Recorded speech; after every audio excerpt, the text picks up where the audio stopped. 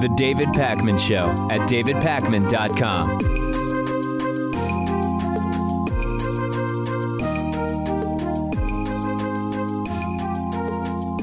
The Washington Post's Juliet Eilperin and Mike DeBonis report that President Obama is vetting Nevada Governor Brian Sandoval. Now, Brian Sandoval is a moderate Republican. This would be to replace Antonin Scalia, the right-wing Supreme Court justice who passed away very, very recently. And there's a couple of interesting ways to think about this. On the one hand, we have Republicans, Lewis, who have said, we are not going to deal with a Supreme Court nomination during an election year. Doesn't matter who President Obama nominates. We're not even going to meet with them. We are not going to have confirmation hearings. Nothing is happening until voters select the next president, only then. Now, it's ridiculous. It makes absolutely no sense. But if Republicans see moderate Republican Brian Sandoval nominated to the Supreme Court, they might say, hey, you know what? This is, it's to the left of Antonin Scalia, but it's not that far left. Maybe we should play ball and actually consider a nomination, a confirmation hearing for Brian Sandoval. Now, here are a couple of different issues that may come up.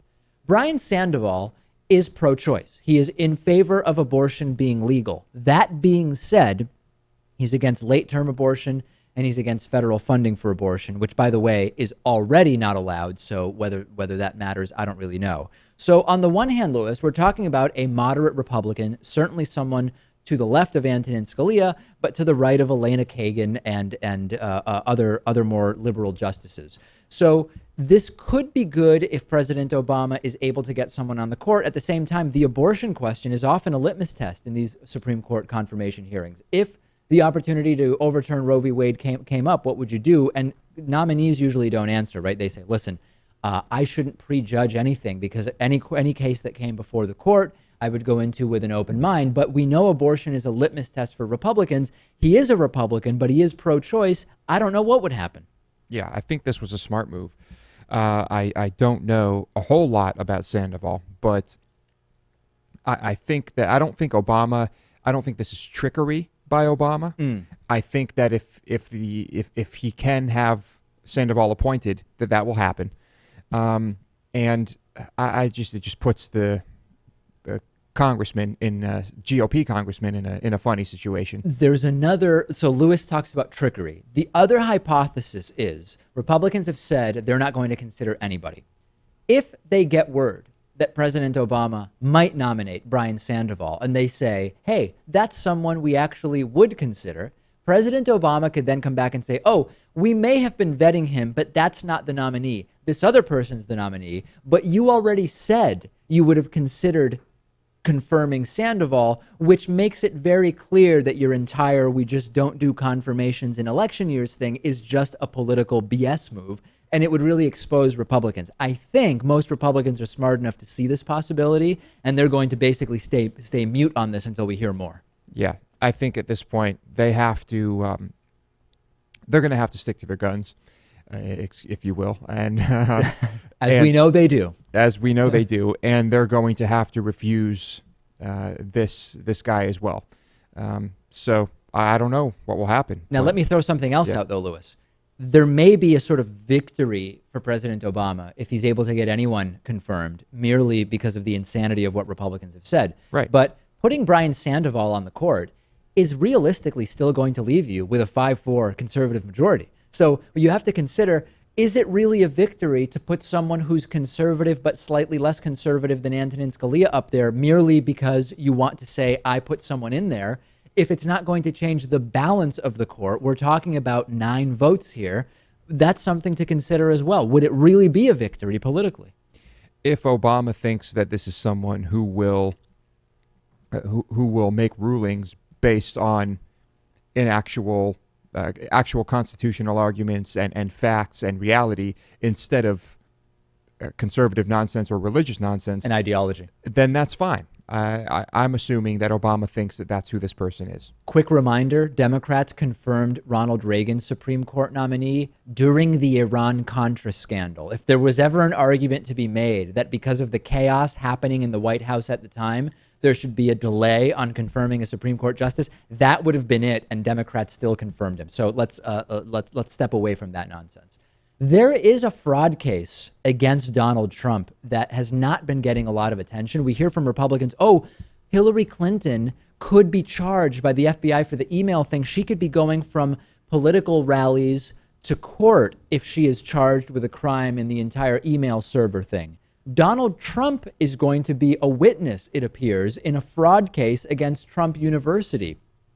This hasn't gotten much coverage because it's taken years for this to wind itself through the courts. But Donald Trump is due to take the witness stand in a federal courtroom in California where he's being accused of running a financial fraud called Trump University. This is a case against Trump University. By the way, even the term university is bogus in this case. It's a case against Trump University for allegedly engaging in deceptive trade practices that have scammed, allegedly, thousands of students who enrolled for so-called courses that they were told would make them rich through the real estate market. The plaintiffs are former students, and even that term I have to use very, very loosely. At Trump University, they say they were misled into maxing out credit cards, paying up to $60,000 in fees for these seminars and hotel ballrooms and mentoring, not by Trump, but by Trump's hand-picked real estate experts. Can you imagine, Lewis, signing up and paying for that nonsense? It sounds like quite the racket. It sounds like it doesn't really sound any different from those seminars you might see shady ads for online or Rich flyers Dad, Poor for. Dad, or any of that stuff. The lawsuit against Trump University, which is no longer in business, alleges that the seminars turned into basically infomercials, and these hand-picked Trump mentors offered no practical advice and, quote, mostly disappeared. And then we also have New York Attorney General Eric Schneiderman, who filed a separate lawsuit 3 years ago alleging fraud on the part of the so-called university, which was never an accredited institution. It never awarded any degrees. So this is now scheduled for pre-trial conference for May 6th. Donald Trump is on the witness list. There is not yet a trial date, but the judge has been pretty clear that he wants this to move forward. Donald Trump has been very good at keeping this out of the headlines because the same day that all the headlines were about Trump wants to ban Muslim travel to the U.S., that same day, December 10th, Trump was in a closed-door deposition. He was being deposed, and almost nobody heard about it, Lewis. So you think that it might have been deliberate to make that comment at that time? You don't think so? I'm not saying that. You're getting more conspiratorial, that he deliberately said, I'm going to say something nuts today so nobody pays attention to the fact that I'm being deposed in this fraud case. I think that I'm certainly not making that claim. It's not like it would take that much foresight. It's an interesting, I mean, it didn't even cross my mind, to be honest, but it is very, very interesting. Even more insane is that Tarla McCafe, who's a California yoga instructor, who's the lead plaintiff in the case, she cited portions of the testimony Trump gave on December 10th.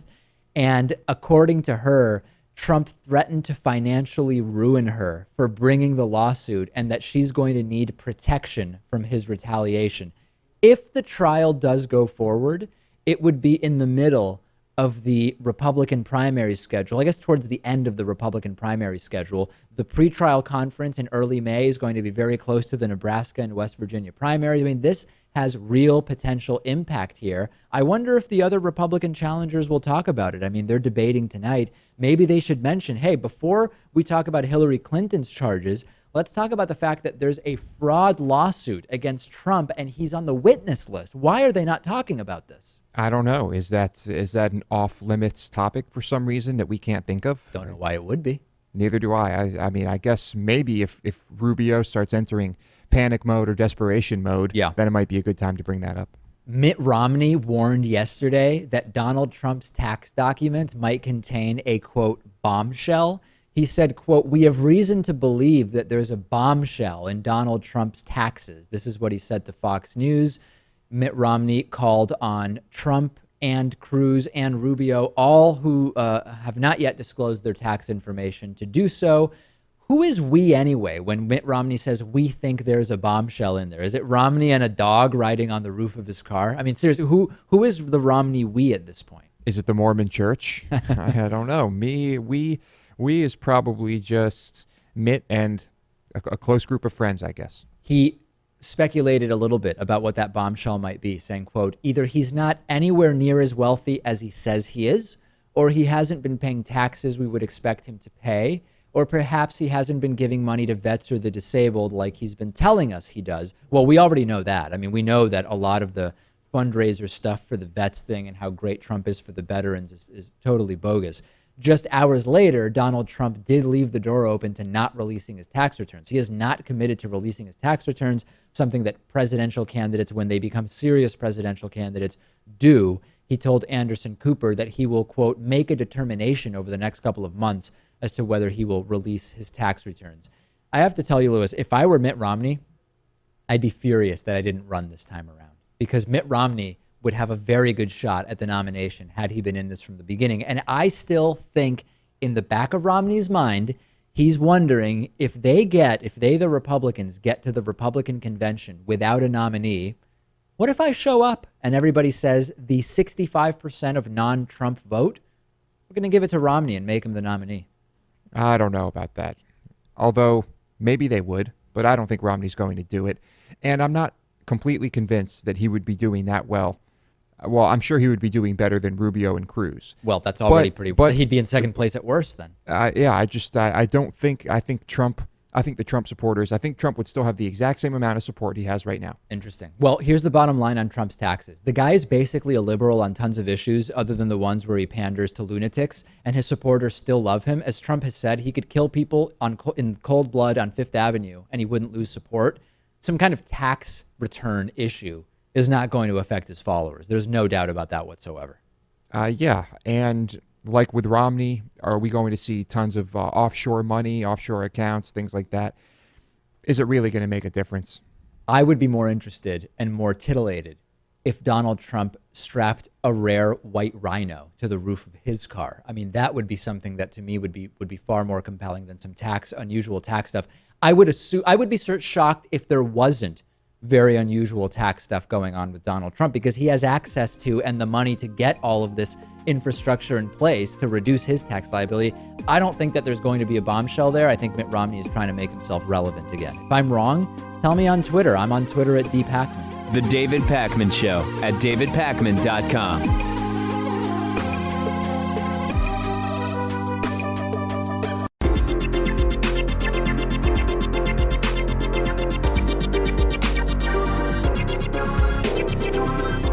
The David Pakman Show at davidpakman.com. Today's new member of the day is none other, Lewis, than the great Jennifer Steinberg of Austin, Texas. Member of the day today, thanks to Jen and Matt, I should say, for their shared David Pakman Show memberships. You can sign up at davidpakman.com/membership. Get instant access to all of the exclusive member benefits that are just for members. Very, very exciting stuff. Lewis getting another couple thousand memberships overnight last night and really actually almost took the website down. So now is a good time. While we're recording the show, that's the time to sign up because you know the website will be accessible. Normally, I recommend either a film or a book or a website or something like that. Today, I want to recommend to you a particular article. It's quite a long read. I read it over the course of several nights. The name of it is Whatsoever Things Are True by Matthew Shayer, and it's in Atavist. This is such a fascinating story, Lewis, about a killing that took place in the early 80s. One man initially went to prison for the killing. That man ultimately exonerated. Another man went to prison for that killing. His confession ultimately thrown out, and you have a situation where two men have been convicted of the same killing. Neither is now in prison. And it is, I can't even get into the detail. The research done by Matthew Shayer in this article is fantastic, and I couldn't recommend it more highly. And, you know, I've been watching Making a Murderer, which you've now started watching. We've done a lot of stories of exonerations and false accusations and all sorts of criminal justice abortions, for lack of a better term. And this article is really, if you're at all interested in any of that, if you listen to the first season of Serial, if you're into Making a Murder, etc., read this article, Whatsoever Things Are True by Matthew Shayer. Fascinating stuff. I mean, just an incredible story. Yes, all of those stories about I guess you could call it miscarriages of justice in the United States. There are just too many. There are just so many, and some more fascinating than others. Check out all of my recommendations at davidpakman.com/recommendations. Okay, the headline over the last 24 hours has been that 20% of Trump supporters are against freeing the slaves. And the implication is sort of that they want there still to be slaves. And there's now some controversy over that's really what the data says. The data comes from a YouGov poll about the beliefs of Republican voters. And the YouGov data does say that about 20% of Donald Trump's voters disagree with the freeing of slaves in southern states after the Civil War via the Emancipation Proclamation of Abraham Lincoln. Now, when you actually look at the data, I think we should just really think about this to figure out what this means. The way the poll was worded, first it asks, are you in favor or against the use of executive action by presidents or whatever? And then it asks about some specific executive actions. And then it says, do you agree or disagree with Abraham Lincoln's executive action via the Emancipation Proclamation to free the slaves? And indeed, 1 in 5 Trump supporters says, no, I don't agree with that. So the headline has been 20% of Trump supporters don't think the slaves should have been freed. Is that really representative of what they think, Lewis? Or is the reality that they were sort of prepared and set up with the initial questions about executive orders to then say, I don't believe that there should be slaves necessarily, but I don't like executive order being used. I think that some other mechanism should have been used to free the slaves or something. I don't know. I've seen the headline. I've seen what the poll says. I get it, but maybe it's a little bit of a distortion. I don't know. I don't like the way the question is worded. I think if you're going to ask questions of the general public, they can't be worded that way. You need to word them much more simply. And so if in other words, should you be allowed to own slaves? Is that what the question was? Or was you're right, because there is some confusion. Or was the question, are you against an executive order that did that? Now in the defense of the headlines, Lewis, right? Marco Rubio's supporters were asked the exact same questions. And instead of 1 out of 5 saying, I disagree with the Emancipation Proclamation's usage to free the slaves, only 1 out of 20 of Rubio supporters, right? 5% of Rubio supporters said the same thing. So unless Donald Trump voters are just that much more against executive actions conceptually, there may be some case here that there are more Trump voters who are in favor of slavery. And to be honest, that wouldn't be shocking. I can still have a problem with the way this poll is worded and not be surprised that it's the Trump voters that are the most racist and xenophobic and nativist. Yeah, well, if we look at footage from Trump rallies where we have BLM protesters and we see how they're treated, I guess you could look at those videos very carefully and see what percentage of people think that slavery might be a good thing. I think that even if the phrasing is somewhat misleading, the margin between 20% of Trump supporters being against the freeing of the slaves and 5% of Rubio supporters being against the freeing of the slaves, that does tell us something. And I think that that should really be the focus, aside from whether you think that the wording was misleading. But this is why it's really important. And this is just a basic media literacy thing.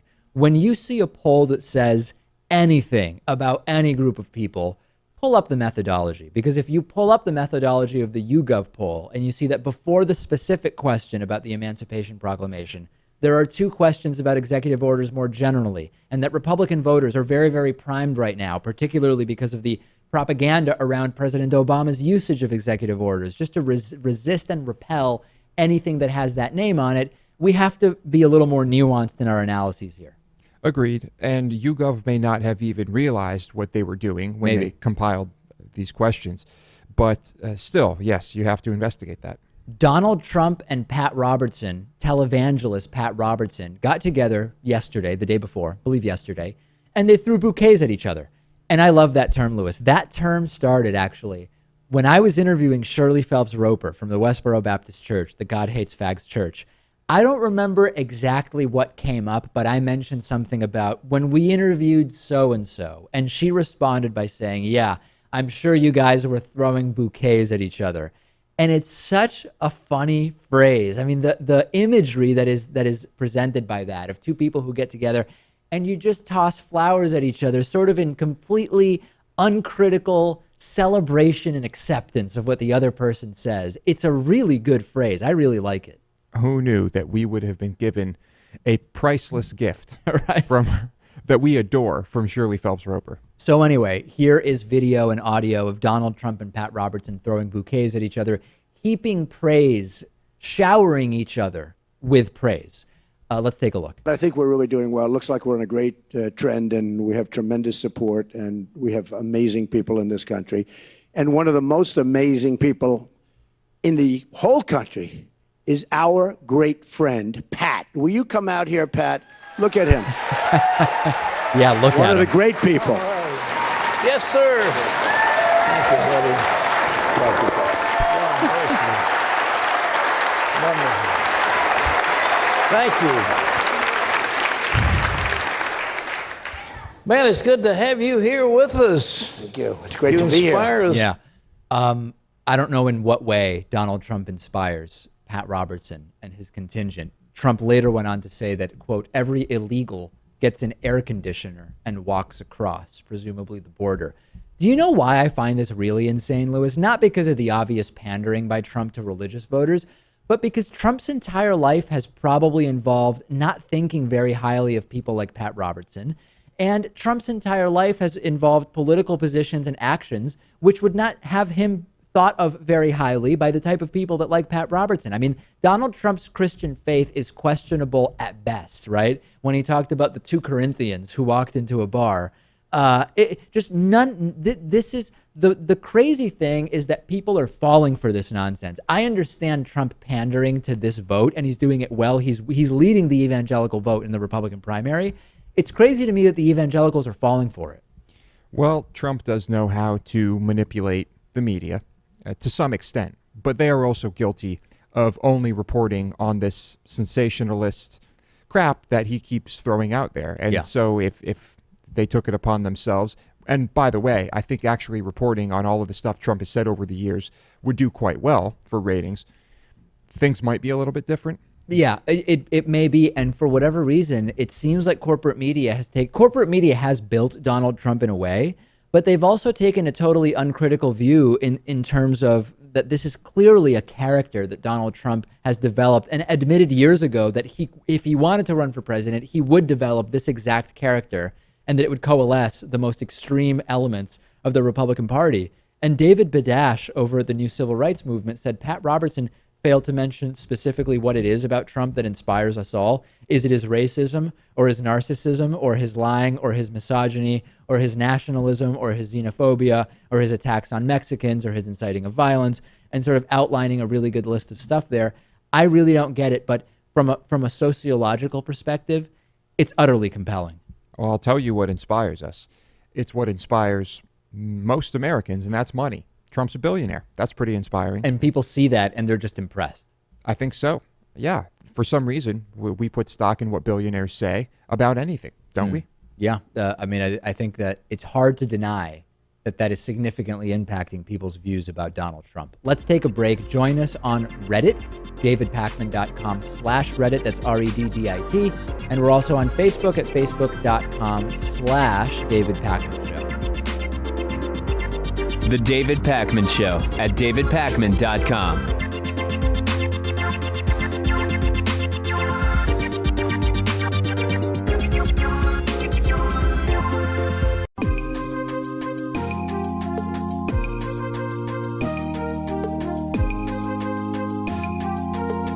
Welcome back to the David Pakman Show. I'm joined today by George Farah, who's the founder and executive director of Open Debates and the author of the book No Debate: How the Republican and Democratic Parties Secretly Control the Presidential Debates. Let's start with the word secretly, George. I mean, I didn't think it was much of a secret that the Republican and Democratic parties were completely controlling debates. Well, I mean, to be clear, prior to my organization, and I don't want to toot our horn too excessively, but prior to the formation of my organization back in 2004, and our securing from a whistleblower secret contracts that were negotiated between the two major party campaigns that reveal the degree and extent of manipulation over the debates, it was not wide public knowledge that the major parties and their candidates actually exerted that much control over the presidential debates. I mean, the organization that hosts the general election presidential debates is called the Commission on Presidential Debates. It sounds like a federal branch of the government. It sounds like some sort of public commission, and it's not. It's an arm of the two parties, and it's designed to shield the major party candidates from the public knowledge that they're manipulating the debates. So actually, it was quite secret for about 15 years before we broke the story. So talk a little bit about, for people who don't know the specifics of the relationships and the processes that are going on here, what are some of the most relevant or shocking details that the average person may not understand about how this works?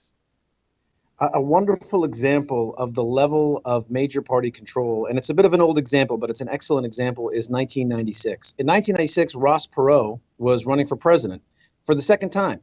He had $27 million in taxpayer funds. 76% of the voting public wanted to see Perot in the presidential debates. They were very excited. He had run 4 years earlier and had gotten the largest share of the vote that any third-party candidate had obtained since Teddy Roosevelt. So there was a lot of public enthusiasm to see him in the presidential debates, which he was considered a victor of 2 of those debates just 4 years earlier. But he was shut out. Now, the majority of the public thought, hey, this commission just kept Ross Perot out. There's nothing we can do. But the truth, David, is that his exclusion was secretly negotiated behind closed doors. And what happened is that Bob Dole, who was the Republican nominee, was determined to keep Ross Perot out of the presidential debates because he thought Perot would take more votes away from him. Bill Clinton, meanwhile, was winning by about 20 to 25 points in the polls. He didn't want anyone watching the debates. He wanted the debates to be, what George Stephanopoulos told me, a non-event. So here was the deal they struck.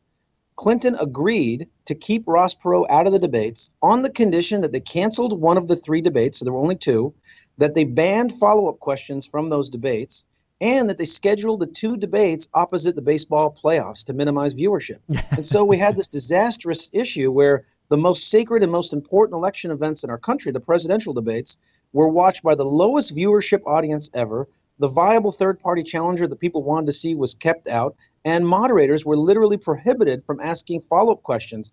And Bill Clinton coasted to victory. So this was all by design, and the millions and millions of American voters had no clue. Had they known the truth, they would have been, I think, particularly angry at the major party candidates, and they would have paid a price in the polls. What's your sense about what has gone on within the Democratic primary debates over the last few months? You know, the sort of coming together of a number of different factors that people are pointing to, saying the debates are basically set up to help the establishment candidate, which in this case is Hillary Clinton, right? I mean, Debbie Wasserman Schultz at the DNC, Hillary Clinton campaign co-chair in 2008, limiting the number of debates initially, although now we have a whole bunch more after the candidates all seem to just say, hey, yeah, we're just going to do it. There's demand for more debates. Scheduling of the debates in ways reminiscent to what you're talking about in your Ross Perot example, holiday weekends, weekends in general, et cetera, et cetera. Give me your analysis of sort of what you've seen in the Democratic primary debates. You know, David, to me, this is a very groundbreaking primary election with respect to debate reform issues.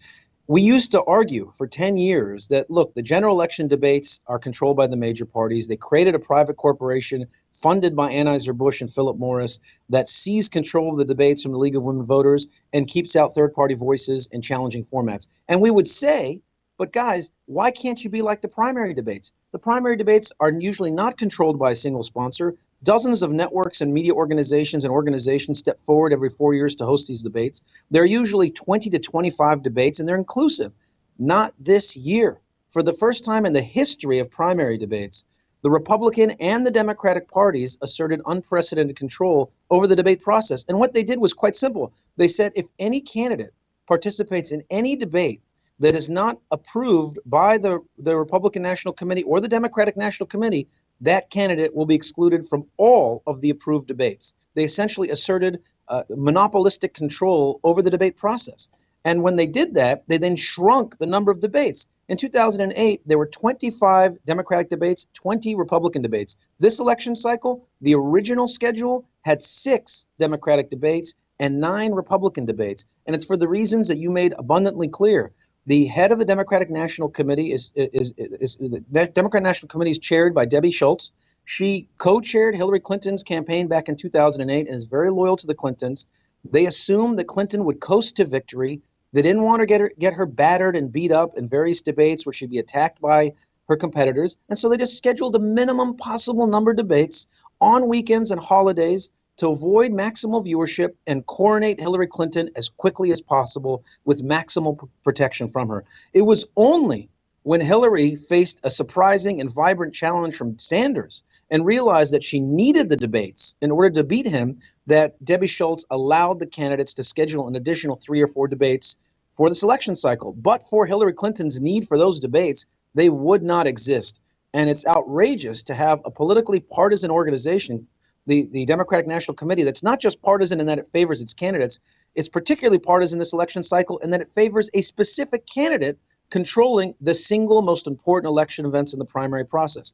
And the Republican side, it was not as bad, but it's still bad. You had the largest number of candidates running in the history of the Republican Party, 17 candidates, and yet instead of having 20 debates, they scheduled 9 of them, and they excluded a lot of candidates with illustrious political careers, Lindsey Graham, Bobby Jindal, Rick Perry, from the primetime debates. These guys were from day one relegated to these undercard debates that attracted 1/3 of the viewership of the primetime debates, and that effectively terminated their candidacy. It shouldn't have been that exclusionary from day one.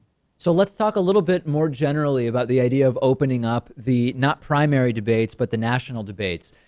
What kind of barometer or system would you suggest get put in place so that we do hear more voices on the national debate stage without it turning into 50 people up on stage? Now, your Ross Perot example is sort of an easy one to look at because Ross Perot had national recognition. He was polling well. There's no question whatsoever that he was a so-called legitimate candidate. But when we get into the idea of really broadening that debate stage, what's a sensible way to have more voices included without, number one, playing favorites or cherry picking, and number two, having a totally impractical number of candidates up on stage? It's a great question, David, and we don't take the position that this is an absolutely simple answer. I mean, we understand that the wrong thing here is to fill the stage with dozens of candidates without a realistic chance of victory and prevent the general public from learning about the 2 or maybe 3 candidates that actually have a chance of becoming president. And our organization doesn't advocate, by the way, for third parties or independent candidates. We just advocate for the debates to reflect the will of the American people. We have 40% of the public now considers them as independent. 60 years ago, it was just 20%. The parties used to have 80% of the lock on voter loyalty. Now they only have 60%. So there's a growing appetite for an alternative. And we think the debate stage should permit that. To get specific on the criteria, right now, the Commission on Presidential Debates announces a criteria that says 15%. The only way a candidate can get on the debate stage is if they get 15% in pre-debate polls. And it's been a long time since a third-party candidate was polling at 15%. Since the history of presidential debates in 1960, that was the first presidential debate, only one candidate, John B. Anderson in 1980, reached 15% in pre-debate polls, and he got 16%. That's it. No one else has made it. No one else. And the consequence of this, of course, is mass exclusion of candidates. If you're going to use a poll to find out who ought to be included in the presidential debates, why not ask the simple question, who do you want included in the presidential debates?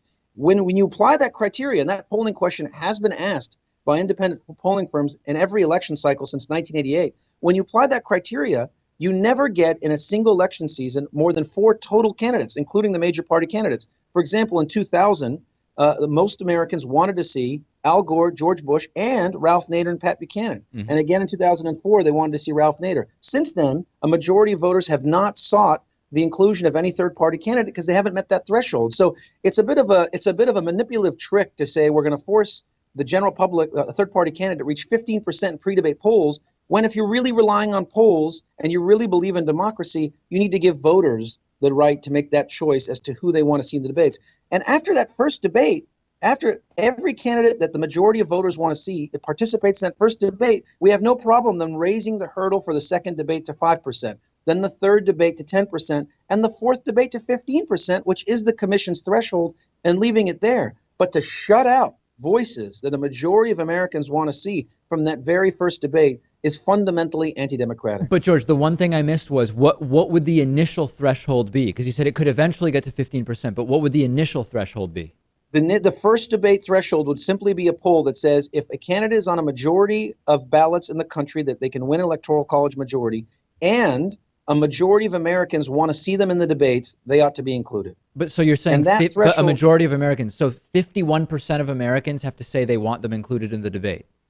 Right. And that criteria would have allowed Ross Perot in 1992 and 96. It would have allowed Nader and Buchanan in 2000. It would have allowed Nader in 2004, possibly Bob Barr in 2008, and that's it. So you're not looking at hundreds of candidates on stage. This is, by the way, David, one of the commission's favorite argument. If you say to them, hey, commission, your criteria is way too high. It's anti-democratic. Dozens of newspapers have attacked you. Yep. Dozens of pro-democracy groups attack you. They say, wait a minute, we can't let 400 candidates on stage. That's insane.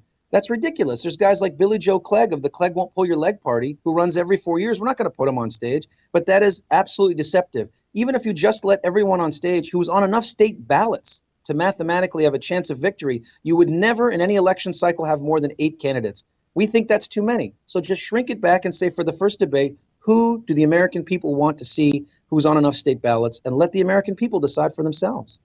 Hard to argue that more voices would be a negative thing unless you're really entrenched in establishment party politics. I think there's no question about it. I'll remind everybody we've been speaking with George Farah. He's the founder and executive director of Open Debates and author of the book No Debate: How the Republican and Democratic Parties Secretly Control the Presidential Debates. Super important stuff, George. Thanks so much for talking to me about it. Thank you so much for having me, David. The David Pakman Show at davidpakman.com.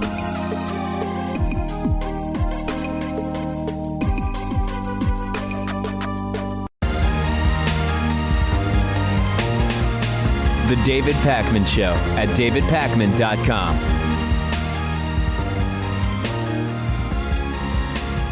Our old friend, former Congresswoman Michelle Bachmann, a Republican from Minnesota, has resurfaced. She appeared on this program called, let me see if I can say this without throwing up in my mouth, Foundations of Freedom, and it's hosted by pseudo-historian and all-around religious nut David Barton. The topic on this particular day was, quote, the Bible, competition, and choice. And in this segment, I mean, it's very hard to really figure out what the hell is going on this show. But they seem to be talking about the compatibility between Christianity and competition of different types. And Michelle Bachmann came up with the idea that a biblical basis for society is the key to happiness, and she ties that into competition. I want your help, and by yours, I mean Lewis's and the audience's help, in figuring out what on earth she's talking about here. The ideas, so get into competition. That is a big thing that has to be done. Yeah, it's kind of like you could summarize it by saying get a brain. I mean, that's kind of what it is. Right. Get a brain and figure, don't you want to live better? Don't you want to be more prosperous? Don't you want to be happier? Don't you want to be free? Don't you want poor people to do well? Don't you want to love your neighbor? Yeah. If you want all those things, David, you would embrace competition with both arms, and you'd want a biblical basis for your society, just like the Pilgrims, through their example, gave us, that they embraced for us, just like George Washington and the founders, when they dedicated this nation to God at the inauguration, the very first seconds of life. For people who claim to like competition, these right-wing Christians sure seem to hate competition to their religious worldview, right? I mean, only Christianity gets a federal holiday, no real competition there. What about defending religious freedom by making an Islamic holy day an American federal holiday? Oh, no way, that would be crazy. Only Christians get to have their biblical views on science and creation taught in science class in public schools. What about we bring in a Quran for science class? Oh, no way, no. We don't want that kind of competition. 2 truly deranged individuals making no sense whatsoever, and the emotional music in the background just adds to the craziness here. It does. It almost sounds, when they're talking about competition, it sounds like they're talking about free market capitalism competition in a way, which I guess is still a very popular view among right-wing Christians in this country. The conversation between Bachmann and Barton is sort of the gift that keeps on giving, because I listened to other pieces of it. This is the only piece I played for you. It gets exponentially more insane. The music seems to have an even crazier impact on the entire thing. I don't know who comes up with these right-wing shows, the Day Stars and the Christian Broadcasting Network and this show hosted by David Barton. I mean, it's crazy. But they're produced in a way where if you don't have any critical eye for it, it's hugely influential. I mean, you watch this stuff, it really is produced in a way that it will pull you in and it will make you think this is the path to what I don't know, but it's the path. Yeah, it's not so much incredible production value. No. I guess it's a formula that they use that seems to be very compelling. And I watch it, and don't get me wrong, I'm compelled as well. I'm just not drinking the Kool-Aid. Yeah, you're compelled to feel like you need some kind of a chemical shower after it to rid yourself of all the nonsense. Yeah, it's crazy. And there's one idea. I mean, what does it even mean? Christians want competition. I mean, it's nuts. I got on Instagram last week, Lewis, after being convinced by many people in the audience and just other people I know. I was sort of resistant to get on Instagram, and I'll explain this picture that we have up for people who are watching in a second. But since getting on Instagram, the engagement level is very, very high. I'll mention I'm on Instagram at david.pacman. I right now have, in my first week, I picked up about 1,000 followers. Lots of the things I post, the pictures I post, get over 100 likes. I mean, that's a higher than 10% engagement rate, which is unheard of across any of our other platforms. I mean, I guess it's true. It's a visual platform, and we know that visual media are more engaging than text media, but it is amazing the engagement level that I'm seeing on Instagram. I guess it is. I don't use Instagram. I'm aware of Instagram. Yes. I know what it does. I know how it works. Yep. I just, I'm not someone who's always snapping pictures, and Right. so I just don't really think I would use it. But let's talk about the picture. Let's talk about the dog. Yeah, so this, in general, I've been posting just behind-the-scenes pictures from the show and pictures of, there's an amazing, one of the best pictures I have is a couple nights ago, several nights ago, Lewis was eating an entire pizza at a restaurant, and I posted a picture of that to my Instagram, and that is maybe to date the top picture, that and me with Vermin Supreme at the New Hampshire primary. So people highly, highly engaged with Lewis eating a pizza, people concerned about why isn't he having his lentils and his quinoa and all of the normal stuff he has. Lewis did have a pizza. But this picture that we're displaying for our audience here, the other day we were just in the studio and in comes a dog, and the dog just walked around, and I said, hey, this seems like the type of thing that the kids these days tell me you should put on Instagram, so I did. And it also did pretty well, and people are liking it. Yeah, Dave looked at me and he says, there's a dog in here. I don't hear anything. I don't hear a collar or any jingling. And I come around and this little dog just waddles over to me. Very friendly, very cute dog. Yeah. And I wish it stuck around longer. He just kind of looked around for a minute and sniffed around. Then he just took off. Then it left. What happened is when we moved in, there was construction happening in the building and a lot of the suite numbers were changed. So the dog probably thought, the dog just mistook the suite number. The dog was looking for, he had a meeting actually in the accounting office next door. And confusing, you know? I don't know. You like that one, huh? That's pretty good. Yeah, maybe there was some type of animal conference going on, and there's a lot of noise in this building. There is. Sometimes I wonder what's going on upstairs, downstairs, and it wouldn't surprise me if there was a pack of dogs up there. Yeah, the dog was distraught, let's put it that way, by the power tool usage in the building. Yeah. Okay, anyway, follow me on Instagram, david.pacman. I'm at 1,000 followers. What I'm thinking, Lewis really cracking up over there. When I get to 1,500 followers, I think I might shave my beard and I'll post a picture of that. That might be interesting, right? What beard? You mean the stubble? We have a voicemail number. It's 219-2-David-B. Let's play a voicemail. What Sorry a day. about that. Hey, Dave. I think you're burying the lead on the Patriot now. The lead being the guy. That's it. I mean, what happened? That was the Eggman, by the way. How do you get cut off like that, right? I mean, sometimes people call and you hear that in the middle of their voicemail, someone walks in and you hear like the background noise and then they get off the phone. Sometimes you hear the sounds of losing cell phone service, which happens sort of gradually. You hear the and then it cuts out, right? The Eggman is mid-sentence, and it's just a complete and utter drop, and the voicemail ended right then and there. And he never called back. I mean, and this happens with a lot of frequency. What is going on when there's a disconnection like that? It's never happened to me on a phone call. It doesn't happen to me. Well, sometimes it happens to me. But if it's happening all the time, maybe it's not a disconnection. Maybe it's just they're not in a conversation with someone, so they feel they can leave it at any time. They're just leaving a voicemail. He was in the middle of a word, though.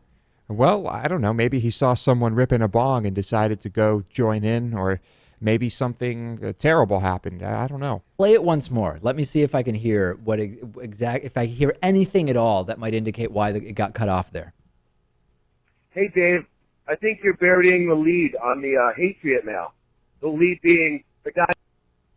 I cannot make heads or tails out of that. Eggman, please contact us. Let us know if you're okay. Yeah. I mean, if something happened to the Eggman, if some crime was committed, I'm going to feel really, really bad that we aired that. Yeah, me too. But I'm sure the Eggman can handle whatever life throws at him.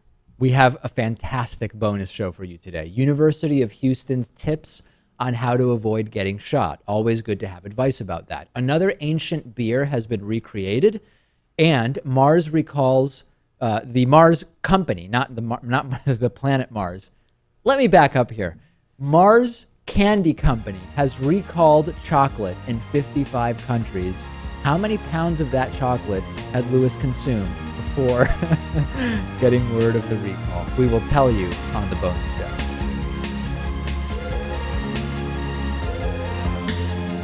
The David Pakman Show at davidpakman.com.